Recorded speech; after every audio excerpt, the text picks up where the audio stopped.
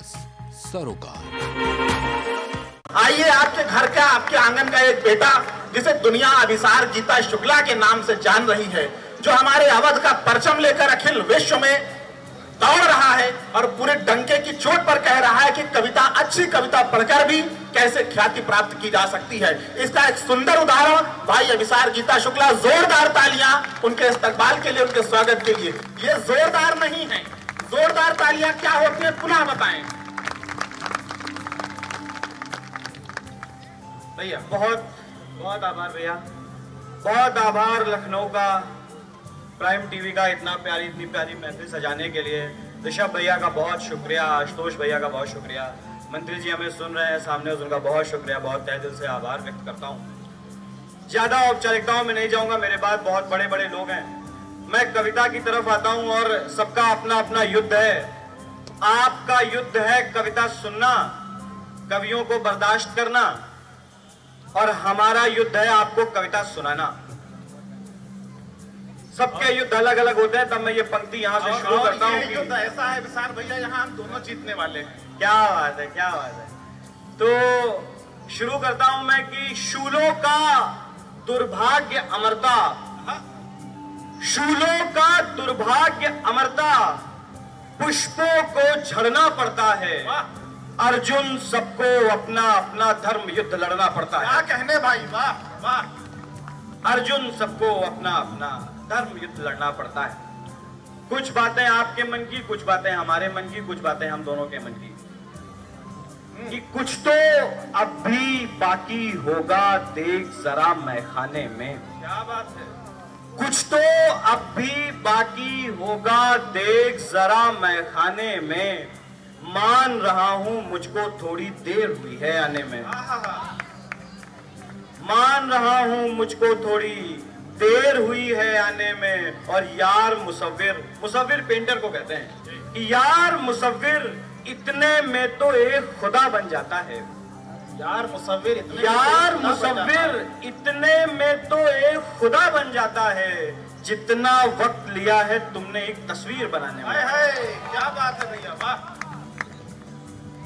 कि उदासी, बहुत शुक्रिया भाई, कि उदासी, लड़के सुने शेर, कि उदासी जगती रहती है, दुखों को धार देती है। उदासी जगती रहती है, दुखों को धार देती है, मोहब्बत कुछ नहीं करती है, लड़के मार देती है। क्या बात है, क्या बात है। मोहब्बत बात समझ में आई हो तो एक बार बताएं, उछल उछल के बताएं कि लखनऊ शायरी सुन रहा है। उदासी जगती रहती है, दुखों को धार देती है, मोहब्बत कुछ नहीं करती है, लड़के मार देती है। और हमारे दौर में केवल घड़ी ऐसी तवायफ है, हमारे दौर में केवल घड़ी ऐसी तवायफ है, किसी पे तंज कसती है, किसी को प्यार देती है। क्या कहने भाई, क्या कहने, किसी पे तंज कसती है, किसी को प्यार देती है। लखनऊ आया हूं तो लखनऊ के कुछ शेर, लखनऊ के नाम। कहते हैं कि गालिब को कहा जाता है कि वो शायरी की दुनिया में उनको बादशाह या राजा का दर्जा प्राप्त है, और उसी में खुदा का यानी कि ईश्वर का जो दर्जा दिया गया है वो दिया गया है मीर साहब को, और मीर साहब लखनऊ के हैं। तब मैं शेर पढ़ता हूं कि बादशाही क्या करें हम जब खुदा है लखनऊ। लखनऊ वाले शेर सुने कि बादशाही क्या करें हम जब खुदा है लखनऊ, दिल्ली गालिब के हवाले मीर का है लखनऊ। क्या बात है भाई, वाह वाह वाह। दिल्ली गालिब के हवाले मीर का है लखनऊ, और हम नवाबी हैं मगर मैकी अना है ही नहीं।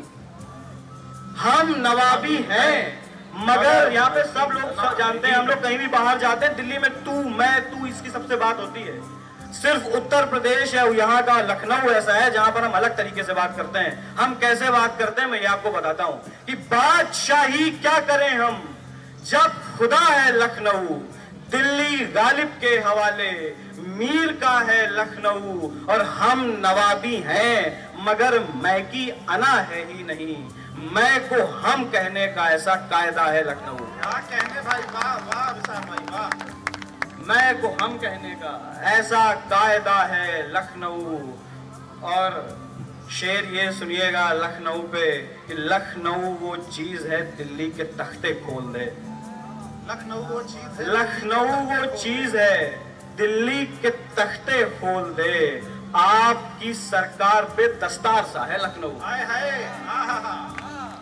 आपकी सरकार पे दस्तार सा है लखनऊ। हम तुम्हारे शहर में कोई ढूंढते हैं तुम सा ही। हम तुम्हारे शहर में कोई ढूंढते हैं तुम सा ही। सच कहें तो लखनऊ को ढूंढता है लखनऊ। क्या कहने भाई, वाह वाह। सच कहें तो लखनऊ को ढूंढता है लखनऊ। कुछ और शेर सुनिएगा कि अपनी उदास उम्र छिपाता है कौन कौन। अपनी उदास उम्र छिपाता है कौन कौन। सिगरेट से पूछिएगा जलाता है कौन कौन। वाह वाह वाह। और हम सब इसी हिसाब में जाया करेंगे उम्र। हम सब इसी हिसाब में जाया करेंगे उम्र। आता है कौन कौन, निभाता है कौन कौन। क्या कहने भाई, वाह वाह वाह वाह। और शेर ये कि मैं खुदकुशी से पहले सभी को करूंगा कॉल। मैं खुदकुशी से पहले सभी को करूंगा। मैं खुदकुशी से पहले सभी को करूंगा कॉल। बस देखना है फोन उठाता है कौन कौन। वाह भाई वाह वाह वाह विशाल भाई वाह। फिर से पढ़ाई इस शेर को, वाह। मैं खुदकुशी से पहले सभी को करूंगा कॉल। बस देखना है फोन उठाता है कौन कौन। एक दो शेर और उसके बाद मैं हिंदी की तरफ बढ़ता हूं कि तितली तितली सुंदर सुंदर रंग चुराने लगता हूं। वाह। तितली तितली सुंदर सुंदर, तितली तितली सुंदर सुंदर रंग चुराने लगता हूं। आती जाती हर कश्ती पर दांव लगाने लगता हूं। वाह भैया वाह वाह। और छोड़ रहे हो अच्छा है तुम तो ये भी कर सकते हो। छोड़ रहे हो अच्छा है तुम तो ये भी कर सकते हो। मैं तो जिससे मिल जाता हूँ साथ निभाने लगता हूँ। हाय हाय वाह वाह वाह वाह। मैं तो जिससे मिल जाता हूँ साथ निभाने लगता हूँ। कुछ और शेर सुनेंगे, हम हिंदी की तरफ बढ़े। बहुत बहुत आभार। एक बार आपने जोरदार तालियां बजा दीजिए तो मैं हिंदी कविता की तरफ बढ़ता हूँ। जिस समय आप इस मंच पर हैं और आपने इस मंच पर देखा कि कोई भी अश्लील टिप्पणी नहीं करी गई कहीं पर भी, ये इस मंच की खासियत है। तब मैं आपके उद्बोधन से प्राइम टीवी के माध्यम से एक कविता, एक 4 पंक्तियां पढ़ना चाहता हूं कि अंधों का सरदार बदलने वाला है। अंधों का सरदार बदलने वाला है। चश्मों का व्यापार बदलने वाला है। और सूचित करना बाजारी उद्घोषक को, सूचित करना बाजारी उद्घोषक को कविता का बाजार बदलने वाला है। क्या कहने भाई, क्या कहने। कविता का बाजार बदलने वाला है। और सुनिएगा कि एक वचन से राम खोकर कोई दशरथ वन न हारे। एक वचन से राम खोकर कोई दशरथ वन न हारे। और सीता वन मृगों से अप्रतीक्षित मन न हारे। और सीता वन मृगों से अप्रतीक्षित मन न हारे। और जय पराजय की कला का मोल होगा किंतु अब की। जय पराजय की कला का मोल होगा किंतु अब की। दांव यदि खेले युधिष्ठिर द्रौपदी का तन न हारे। दांव यदि खेले युधिष्ठिर द्रौपदी का तन न हारे। और एक कविता सुन लीजिएगा। कविता की पृष्ठभूमि ऐसी सी है कि लक्ष्मण को शक्ति बाण लग गया है। वो राम की गोद में लेटे हुए हैं। राम विलाप करते हैं।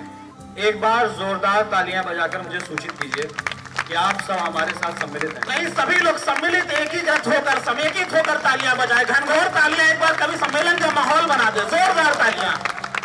बहुत बहुत आभार। इस मोहल्ले से भी शिकायत है, आपके लिए बहुत मेहनत करी गई है, अभी बहुत कुछ है हमारे मेन्यू में आपके लिए। हाँ, आप जागृत रहें। तो कविता की पृष्ठभूमि जो मैं बता रहा था वो इतनी सी है मात्र कि लक्ष्मण को शक्ति बाण लग गया है, वो राम की गोद में लेटे हुए हैं। और जिस देश में एक ऐसी कुप्रथा, ऐसी एक बात प्रचलित हो गई कि पुरुष रोते नहीं हैं, वहां पर आपके यहाँ पर आपके अयोध्या से आपकी जगह से निकले हुए आपके ईश्वर राम जब उनके भाई को बाण लगता है तो बिलख कर रो पड़ते हैं। मैं पंक्तियां पढ़ता हूं कि राम विलाप कर रहे हैं, राम रो रहे हैं, लक्ष्मण को शक्ति बाण लग गया है, वो उनकी गोद में है। राम कहते हैं कि क्यों काल कहीं पर सोया है, अपने लिए कह रहे हैं कि क्यों काल कहीं पर सोया है, क्यों मौत नहीं आ जाती है, क्यों प्रलय नहीं दिखती नभ में, क्यों धरा नहीं फट जाती है, क्यों राम अभी तक जीवित है, क्यों लखन नहीं कुछ कहता है, गोद पड़े हे अनुज कहो कैसे मानस दुख सहता है। गोद पड़े हे अनुज कहो कैसे मानस दुख सहता है, तुम बिन सूर्य उगेगा कैसे, तुम बिन ये शाम ढलेगी क्या, सीता को क्या बतलाऊंगा, तुम बिन वो महल चलेगी क्या, सीता को क्या बतलाऊंगा, तुम बिन वो महल चलेगी क्या, हनुमत क्या पाप किए मैंने, हनुमत क्या पाप किए मैंने, विपदाएं क्यों आ जाती हैं, क्यों काल कहीं पर सोया है, क्यों मौत नहीं आ जाती। हाय हाय, क्या बात, क्या बात। क्यों काल कहीं पर सोया है, क्यों मौत नहीं आ जाती है। राम कहते हैं, राम क्या क्या विलाप कर रहे हैं। राम कहते हैं कि इस एक विजय की चाहत ने मुझसे मेरा ही मान लिया, मेरा सम्मान छीन लिया, मेरा भाई छीन लिया। इस एक विजय की चाहत ने मुझसे मेरा ही मान लिया, अब प्राण तजूं विकल्प यही है, क्या कैसा है सब जान लिया, क्या कैसा है सब जान लिया, अब बताओ इस दुनिया में क्या मुझसा धूर्त मिलेगा, अब भार्या वियोग में भाई दे क्या ऐसा मूर्ख मिलेगा, भार्या वियोग में भाई दे क्या ऐसा मूर्ख मिलेगा, अब यदि लौट चलूं मैं बिन जीते सीता प्राणों को तज देगी। अगर मैं लौट जाऊं यहां से तो क्या होगा, यदि लौट चलूं मैं बिन जीते सीता प्राणों को तज देगी, यदि यही तजूं मैं प्राण प्रिय संग माए स्नेह देह को तज देंगी, जीवन तप है परिचित हूं पर रात नहीं कट पाती है, अब का क्यों काल कहीं पर सोया है, क्यों मौत नहीं आ जाती, क्यों काल क्यों मौत नहीं आ जाती। राम क्रोधित भी होते हैं, क्रोध भी आता है कि हमारे रहते हुए ऐसा कैसे हो गया। राम कहते हैं कि एक पल को तो ये लगता है स्वयं बनूं मैं काल, काल का समर हिले मेरे ही स्वर से, विराट रूप है महाकाल का, फिर तृप्त करूं जीवा अपनी जब तक हर असुर मिटा ना दूं, लंका कांपे पाताल डरे जब तक ये विरह घटा ना दूं, फिर अगले पल को लगता है जब लखन नहीं तो क्या करना, फिर अगले पल को लगता है जब लखन नहीं तो क्या करना, इस जीवन से डर लगता है मृत्यु से कैसा डरना, इस जीवन से डर लगता है अब मृत्यु से कैसा डरना, जिस स्वार्थ सिद्ध ने लखन हरा, जिस स्वार्थ सिद्ध ने लखन डसा, क्यों मुझे नहीं खा जाती है, क्यों काल कहीं पर सोया है, क्यों मौत नहीं आ जाती, क्यों काल कहीं पर सोया है, क्यों मौत नहीं आ जाती। राम विभीषण से कहते हैं कि मैंने तुमको वचन दिया था कि मैं लंका जीत कर दूंगा या लंका जीतूंगा तुम्हारे साथ। उनसे भी माफी मांगते हुए कहते हैं कि अब कहो विभीषण क्या होगा, कैसे आगे का रण होगा, मैं तो ये शस्त्र न धारूंगा, अब कैसे रावण मारूंगा, ये राज्य यूं ही बीत गई मैं तो न सूर्य निहारूंगा, ये रात जो यूं ही बीत गई, मैं तो न सूर्य निहारूंगा। वचनबद्ध था मित्र मैं तुमसे, सिंहासन तुमसे जोड़ूंगा। प्राण छोड़ दूंगा अपने, पर वचन नहीं मैं तोड़ूंगा।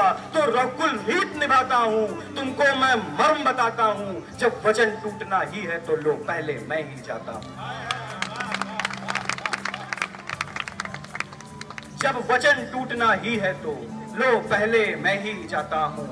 युद्ध विचार बिन अनुज करूं, इतनी शक्ति नहीं आ पाती है। क्यों काल कहीं पर सोया है, क्यों मौत नहीं आ जाती है। क्यों काल कहीं पर सोया है। इसका एक और बंद और उसके बाद राम कहते हैं कि यह समाचार मैं उर्मिल को अब क्या कहकर बतलाऊंगा। यह समाचार मैं उर्मिला को जाके कैसे कहेंगे कि अब लक्ष्मण नहीं रहा, उनकी गोद में चला गया। यह समाचार मैं उर्मिल को अब क्या कहकर बतलाऊंगा। इस पाप बोझ के तले सुरों पे लखन नहीं जी पाऊंगा। अब मेरे प्यारे लक्ष्मण को क्या कोई गले लगाएगा। यदि साथ नहीं जाऊंगा मैं, वो भैया किसे बुलाएगा। और पंक्ति सुनिएगा कि यदि साथ नहीं जाऊंगा मैं, वो भैया किसे बुलाएगा। मेरी तनहीन विकलता का अब नाश नहीं हो सकता है। राम जन्म लेते रहते हैं पर लखन नहीं हो सकता है। राम जन्म लेते रहते हैं पर लखन नहीं हो सकता है। हे मृत्यु तू क्यों मुझ पर ही बन मेघ नहीं छा जाती है। क्यों काल कहीं पर सोया है, क्यों मौत नहीं आ जाती। क्यों काल कहीं पर सोया है, क्यों मौत नहीं आ जाती। एक क्षण पढ़ के और उसके बाद मैं अपनी जगह लेता हूं। आपने बहुत अच्छा सुना, एक बार अब जोरदार तालियां अपने लिए। बहुत बहुत आभार, आप बहुत अच्छा सुन रहे हैं। बस मैं कुछ देर और आपके बीच में हूं। छंद की भूमिका इतनी सी है कि अंगद जब राम की सेना सागर को पार करके आ गई तो अंगद को दूत बनाकर भेजा गया। अंगद वहां पर पहुंचा तो रावण उस पर हंसा, उस पर तंज कर रहा है रावण कि तुम यहां पर आ गए, तुम्हारे पास ऐसा क्या है, किस उद्घोष के साथ आए हो। तो पहला छंद ये बताते हुए है कि जिसमें अंगद रावण को ये बता रहे हैं कि हम कितनी शक्ति के साथ आए हैं, हमारे पीछे कौन है। तो रावण पूछता है कि कौन राम है। और दूसरा छंद आपका उसके लिए, और उसके बाद में अपनी जगह स्वागत है भैया। अंगद रावण को बताता है कि हम किस शक्ति के साथ आए हैं, क्या चल रही, क्या ऊर्जा है। कि जो धर्म की ध्वजा को देख देख चल रहे हैं, अस्त्र अस्त्र से उठा है शोर, शोर में मिली हुई अनेक ही प्रलय विलय की शाम है।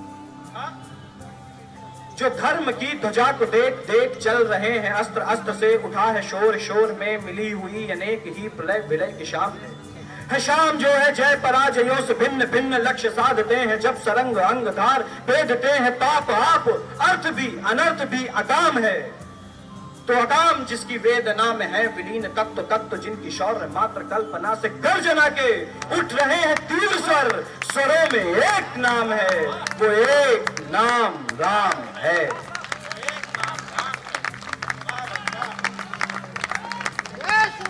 जय श्री राम। वो एक नाम राम है। तो रावण पूछता है कौन राम, कौन है राम। अंगद उसका जवाब देता है कि कौन है राम, कि वो राम जो है चेतना के बिंदु बिंदु, जिससे प्रस्फुटित है देश देश, जो कि इस समस्त सृष्टि सर्जना की कल्पना का हेतु है, अनाम है। कौन राम? वो राम जो है चेतना के बिंदु बिंदु, जिससे प्रस्फुटित है देश देश, जो कि इस समस्त सृष्टि सर्जना की कल्पना का हेतु है, अनाम है। अनाम जो है पंक्ति में प्रथम प्रथम है, धैर्य धर्म का है, शौर्य का अनंत अंत, क्रोध का प्रचंड युद्ध का निलय प्रलय का जो विराम है। और राम कौन? विराम है अहम का जो है शोध इस अनंत का, अनंत मुक्त क्रोध का, अनंत भक्ति बोध का, अनंत शक्ति स्रोत का, अनंत मोक्ष धाम है। वो एक नाम राम है। बहुत सुंदर है विशाल भैया, बहुत सुंदर। क्या ही श्रेष्ठ काव्य पाठ आपने किया।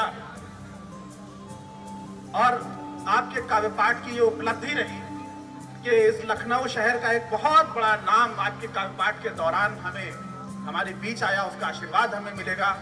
डॉक्टर अखिलेश निगम अखिल जी हमारे बीच में हैं। आप पुलिस महानिरीक्षक के पद को सुशोभित कर रहे हैं। और कार्यक्रम और मुशायरों में जो एक हमारी परंपरा रही है, जो हम लोग शायद नहीं निभा पाए, मैं चाहता हूं यह ईश्वरीय कोई प्रेरणा है कि हम उस कमी को अब पूरा कर लें। कि हमने अपना सदरे मोहतरम, हमने अपना अध्यक्ष नहीं अब उसका इंतखाब किया, तो मैं चाहता हूं कि अगर आपके छंदों के बीच में डॉक्टर अखिलेश निगम अखिल जी श्रेष्ठ साहित्यकार हमारे बीच में है, तो क्यों ना इस कार्यक्रम की अध्यक्षता हम उनके हाथों में सौंपे। जोरदार तालियां डॉक्टर अखिलेश निगम अखिल जी का स्वागत। मैं भैया ऋषभ श्रीवास्तव जी उनको लेकर आ रहे हैं और इनके स्वागत के लिए, इनके सम्मान के लिए मैं भैया आशुतोष जी से आग्रह करूंगा कि आदरणीय कार्यक्रम अध्यक्ष जी का स्वागत करें।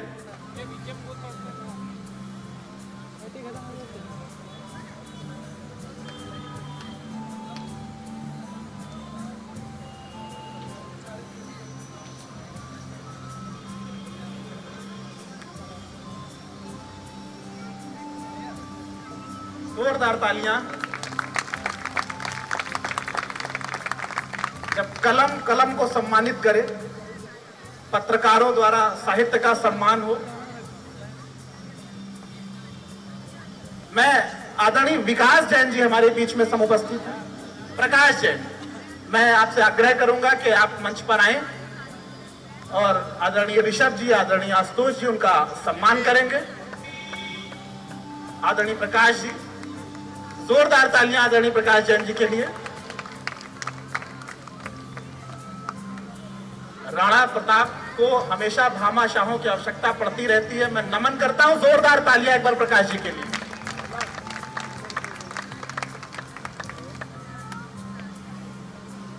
एक और सुखद सूचना कि आप गुजरात से ताल्लुक रखते हैं, आप मूलतः गुजरात के हैं और ख्याति लब्ध इंडस्ट्रियलिस्ट हैं, बिजनेसमैन हैं।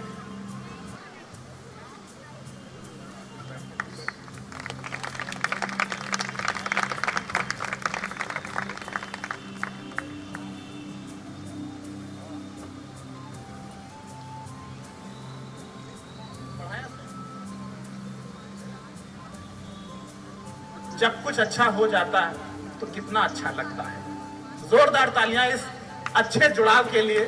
हमारे मंच पर हम सभी समवयस्क लोग थे। इतना अच्छा काव्य पाठ भाई अभिसार गीता शुक्ला ने किया। हम लोगों को इस कार्यक्रम के अगले सोपान पर चलना है। गुजरात का सम्मान हुआ। मैं चाहता हूं कि गुजरात का ही एक प्रतिनिधि, अहमदाबाद से आए हुए भाई सावन शुक्ला को आवाज दी जाए। गजल के क्षेत्र का एक ऐसा नाम जो गुजरात से चलकर लखनऊ आया हुआ है। लखनऊ की तहजीब, लखनऊ का सलीका, लखनऊ के संस्कार कहां कहां तक जाने जाते हैं, हम इसकी वानगी देंगे आपकी तालियों के माध्यम से। और आपकी भूमिका में सिर्फ इतना कहना चाहता हूं कि बहुत चाहा कि सस्ती लोकप्रियता को धरातल दूं, कड़कते मंच पर मैं भी फड़कता चुटकुला चल दूं, मगर दिल से तभी आवाज दी आई निराला की, डगर साहित्य की है यज्ञ वेदी यज्ञशाला की, तो फकीरी कंठरी ओढ़े समय के सत्य को गाओ, करो हिम्मत शहंशाहों को तो माई ना दिखलाओ। तो उसी आवाज का आदेश पालन कर रहा हूं मैं, अमावस्या की देहरी पर दिए को धर रहा हूं मैं। जोरदार तालियां भाई सावन शुक्ला जी के लिए। देखिए, जोरदार का मतलब जोरदार होता है। ये आपकी तरफ से आए तो चल जाएंगी, मेरे आग्रह पर आए तो जोरदार नहीं होती है। ऋषभ भैया, बस आप ही ध्यान दें। बस भैया, लिफाफा नहीं मिला अभी तक। गलत आदमी के हाथ में आपने काम दे दिया। आशुतोष भैया, अभिनंदन स्वीकार करें आप। रोहित भाई का है पहली 4 लाइनें आप ही के लिए, क्योंकि आप इतने व्यस्त हैं। हालांकि जरूरत नहीं है रोहित भाई, ये 4 लाइनें पहली आपके लिए। स्वागत है भैया। जो लोग दूर हैं वो आ जाए पास में। सावन खुद आपको पास बुला रहा है जी, आप इतरा रहे हैं। करीब आ जाएं सभी लोग। अभिश्रेष्ठ कहाँ है? अभिश्रेष्ठ दिख नहीं रहा है। हाँ, ठीक। रोहित भाई, किसी भी धर्म के हो, कोई भी आयाम के हो, किसी भी दीन के हो, कोई भी आयाम के हो, काम सब हो के रहेंगे तेरे जो काम के हों, काम सब हो के रहेंगे तेरे जो काम के हो, राम के दास हो व्याकुल न रहो धीर धरो। राम के दास हो व्याकुल न रहो धीर धरो, वो तो पत्थर भी नहीं डूबते जो राम के हों।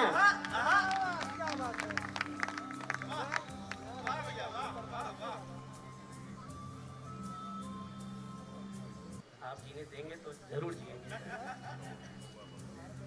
इशारा कर ले नहीं, मेरी नजर सिर्फ ऋषभ भैया पर है। भैया 4 लाइनें तुम सुनो बाबू। सात्विक नीलदीप के लिए 4 लाइनें।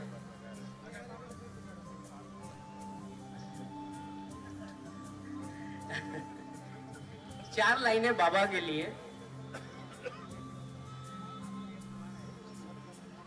अपने अपने करीने से निकले, अपने अपने तरीके, अपने अपने स्टाइल से निकले, अपने अपने करीने से निकले, दर से आए थे जीने से निकले, दर से आए थे जीने से निकले, ऐ अयोध्या में ढूंढने वालों राम वानर के सीने से निकले। क्या बात है, वाह वाह भैया वाह, कमाल है। राम वानर के सीने से निकले, बहुत शुक्रिया। अपने अपने करीने से निकले, दर से आए थे जीने से निकले, ऐ अयोध्या में ढूंढने वालों राम वानर के सीने से निकले। एक और 4 पंक्तियां और देखें। हाँ पढ़े साहब, दोबारा पढ़ेंगे? नहीं आप पढ़ दीजिए। वो सौरभ को लाइसेंस मिला है, उसको वो एग्जेम्प्टेड है। प्रश्न चिन्हों ने राह दिखलाई। अभिश्रेष्ठ कहाँ है बाबू? वो व्यवस्था में लगा है। प्रश्न चिन्हों ने राह दिखलाई, गूढ़ विद्या किसे समझ आई। प्रश्न चिन्हों ने राह दिखलाई, गूढ़ विद्या किसे समझ आई। भीम लड़ने की बात करते थे, भीम से पूछ उठ नहीं पाई। भीम से पूछ तक उठ नहीं पाई। भीम से पूछ उठ नहीं पाई। मर्म पानी का सदा प्यास नहीं होता है, वाह। किसी प्यासे को ये एहसास नहीं होता है। मर्म पानी का सदा प्यास नहीं होता है, किसी प्यासे को ये एहसास नहीं होता है। एक शबरी है कि कुछ बेर लिए बैठी है। ऋषभ भैया, शबरी है कि कुछ बेर लिए, एक शबरी है कि कुछ बेर लिए बैठी है, और अब राम को वनवास नहीं होता है। वाह वाह वाह, बहुत शुक्रिया, वाह, बहुत शुक्रिया। अब 4 पंक्तियां मैं इस तरफ के लिए पढ़ता हूँ। बहुत देर है मैं भैया, ये मोहल्ला भी केवल अपनी मतलब की चीज पर ही चलता है। जी जी जी। 4 पंक्तियां और देखें कि किसी का साथ मुझे इतना रास आने लगा। अब आप लोग ध्यान से सुना।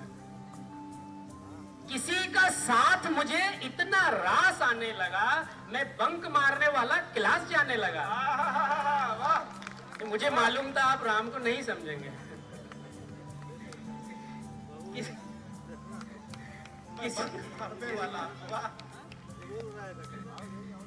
किसी का साथ मुझे इतना रास आने लगा, मैं बंक मारने वाला क्लास जाने लगा। अब उसकी दोस्त से भी बोलचाल बढ़ गई है भैया, अब उसकी दोस्त से भी बोलचाल बढ़ गई है। कहां का इश्क कहां जाके रंग लाने लगा। वाह भैया वाह। आखिरी 2-4 पंक्तियां और पढ़ता हूं, फिर उसके बाद 1-2 मिनट का एक कविता है, 2 मिनट की, वो पढ़ूंगा। और आप सभी की जहमत है तमाम। तो सबसे ऋषभ भैया आपके नजर 4 पंक्तियां। एक संभाल ले, उसके बाद दूसरा। हाँ। हसीन हम के तलबगार बावले लड़के। हसीन लड़की खूबसूरत हो या कम खूबसूरत हो भैया, दुख बराबर ही देती है। इसलिए हसीन हम के तलबगार बावले लड़के, बिगाड़ डाले मोहब्बत ने सब भले लड़के। और कोई जरूरी नहीं लड़कियां ही खिलती हैं। मोहतरमाओं आप सुने, कोई जरूरी नहीं लड़कियां ही खिलती हैं, बड़े कमाल के लगते हैं सांवले लड़के। वाह वाह भैया वाह, भैया अब तो पेमेंट बन गया, सांवले लड़के। बस मेरी नजर वही है। आप बोलेंगे पूरी रात में आप ही की तारीफ में शेर सुनाता रहूंगा। लोग जिस उम्र में डरते हैं, बाबू, लोग जिस उम्र में सुयश, लोग जिस उम्र में डरते हैं कि तन्हाई है, हमने उस उम्र में जीने की सजा पाई है। हमने उस उम्र में जीने की सजा पाई है और इसी मौसम में तेरे साथ टहलना था मुझे, आपके साथ नहीं भाई। मैं आपसे आगे ऐसे मुखातिब हूं। इसी मौसम में तेरे साथ टहलना था मुझे, इसी मौसम में तेरे पैर में मोच आई है। आखिरी 1-2 मिनट का मैं गीत पढ़ता हूं और फिर आप सभी की ज़हमतें तमाम।